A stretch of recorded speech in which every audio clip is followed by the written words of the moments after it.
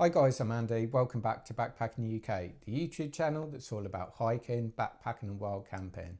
Right, today we'll be talking about, is ultralight backpacking gear irrelevant in the UK? Now this has been on my mind for quite some time and I wanted to get to the bottom of it, and I'd also like to know your thoughts on this, so please feel free to comment away because it'd be really interesting to share our experiences. So you've got standard sort of backpacking gear, lightweight backpacking gear and ultralight backpacking gear, which often comes at premium price, and tends to be suited to warmer weather conditions. Is it relevant in the UK? So I did a couple of polls on my community tab recently to see what you guys are up to. How far do you hike to your wild camping spots? So it was about just under 60% of people travel 5 miles and under. That percentage went up to 75% for 10 miles and under. And then 25% of the people did a decent 10 plus mile hike to get to their wild camping spot. So obviously, if you've got a disability or injuries or carrying niggles, a lighter pack's going to make a big difference to you. That's one argument, and let's park that. Now, I'm talking about everyone else that is reasonably fit. How much can you take? Now, up to 10 miles, I really don't think weight makes that much difference personally. You know, okay, everyone might like a slightly lighter pack, but at the end of the day, it's not going to stop you getting from A to B, stop you from getting to your destination. 10 miles plus, right, that's when a lighter pack really starts making your hike much more pleasurable. So lighter weight gear will definitely help. But do you need ultralight gear? Well, I did another poll to see if anyone of my subscribers have actually done a multi-day long distance hike. Now actually quite a big percentage of you have done one, so that's 40% of people have done a multi-day long distance hike. Now they're the people that are going to start benefiting from ultralight backpacking gear. However, when you mix the two together, it appears that there really aren't that many people out there that do long distance hikes and will also do a way like the Pennine Way, the Coast to Coast, West Highland Way, Cambrian Way, Cumbria Way, you know, all these sorts of long distance hiking trails in the UK.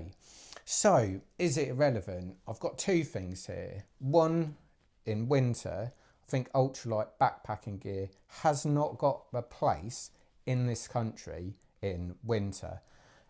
To me, it doesn't make any sense at all. You know, you want your warmth, you want your durability, you want full weather protection.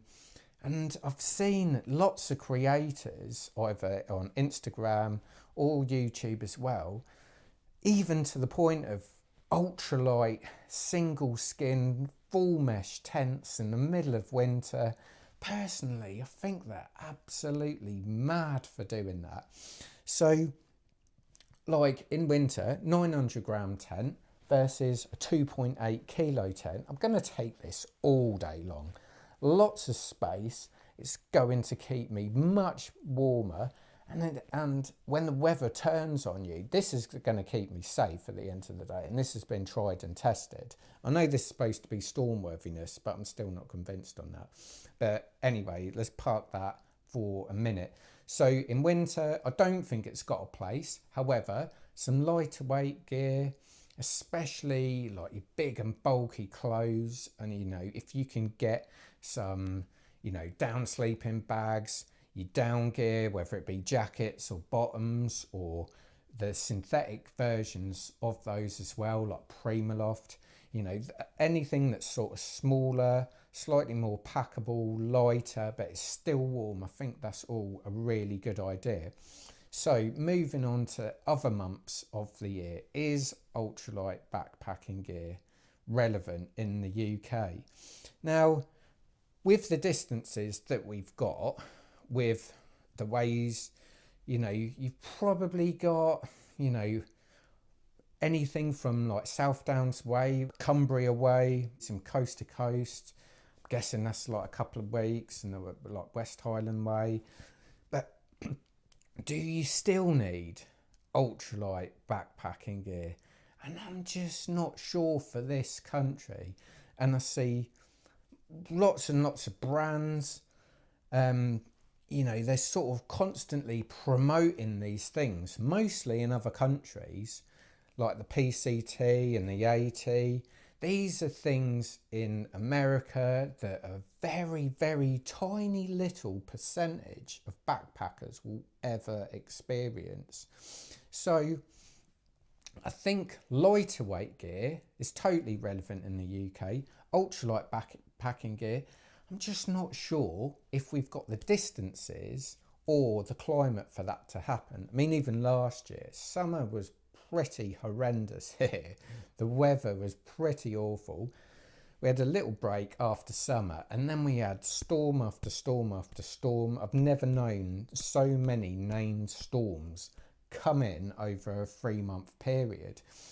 And I think we all need to think quite seriously about the gear that we're buying.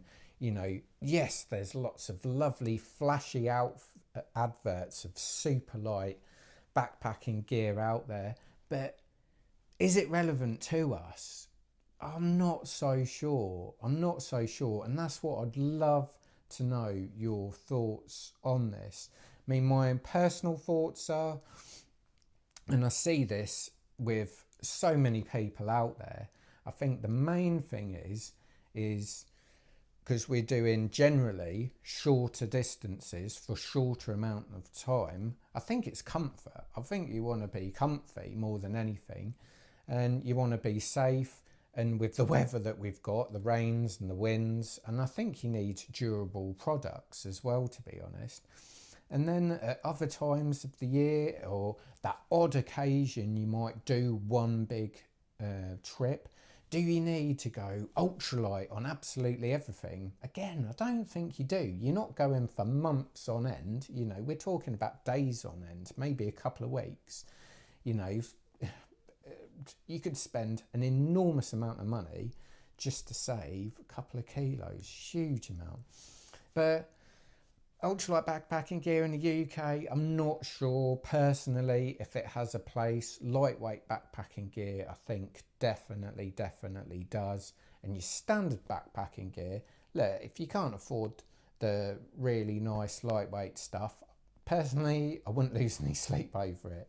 But please let me know what you think. This is, I think, such an interesting subject, and everyone's got different experiences out there. So share your thoughts, and it'd be really good to know what the average person out there is thinking, as well as the extremes of people that just do tiny little 1-2 milers to camp, and the people that have done the mega miles. It'd be really interesting to see what you guys are thinking.